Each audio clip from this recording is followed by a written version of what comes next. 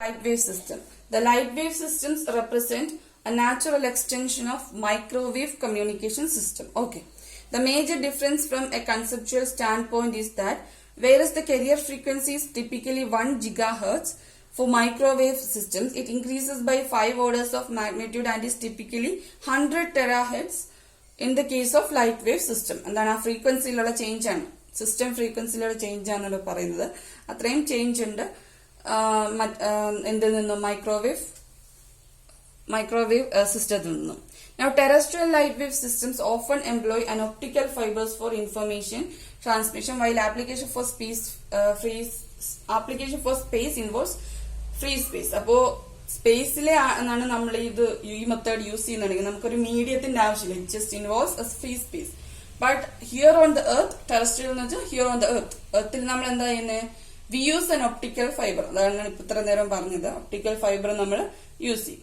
The distance over which a light wave system can transmit data without introducing error is important while judging the system performance. So, system performance nammal judge cheyyunnadana the distance over which the optical light wave system, the carrier light wave system, can transmit the data without error and without loss.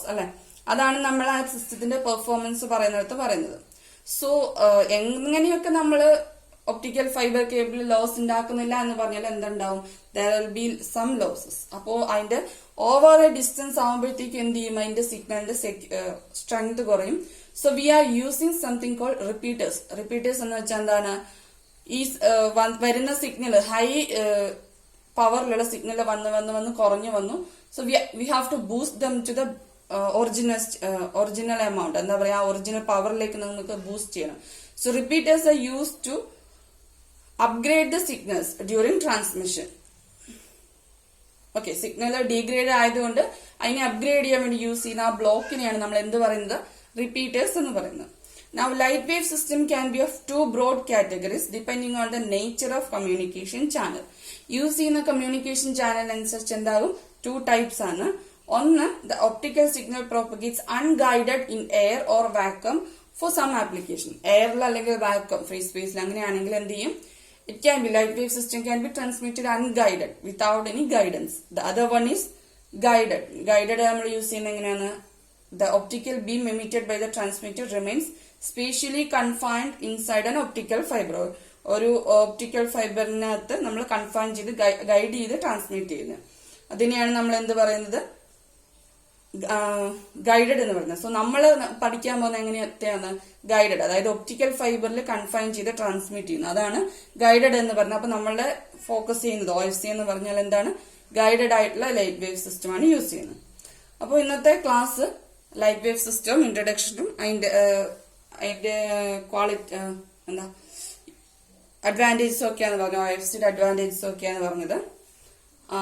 നിങ്ങൾ എന്താ ചെയ്യേണ്ടതെന്ന് വെച്ചിട്ടുണ്ടെങ്കിൽ, ഞാൻ ഈ class ഈ 2 videos, ഇപ്പൊ 2 videos ഉണ്ട്, ഈ 2 വീഡിയോസ് ഞാൻ യൂട്യൂബ് ചാനലിലേക്ക് അപ്ലോഡ് ചെയ്യും. അപ്ലോഡ് ചെയ്തിട്ട് നിങ്ങൾ എന്താ ചെയ്യേണ്ടത്, അതിന്റെ നോട്ട്സ്, ഇപ്പൊ ഞാൻ ഇത്രയും ചെയ്തതിന്റെ നോട്ട്സ് ഇത് നിങ്ങൾ എനിക്ക് എഴുതിയിട്ട് അതിന്റെ ഫോട്ടോ എടുത്ത്, അല്ലെങ്കിൽ എന്താ ചെയ്യാം, PDF ആയിട്ട്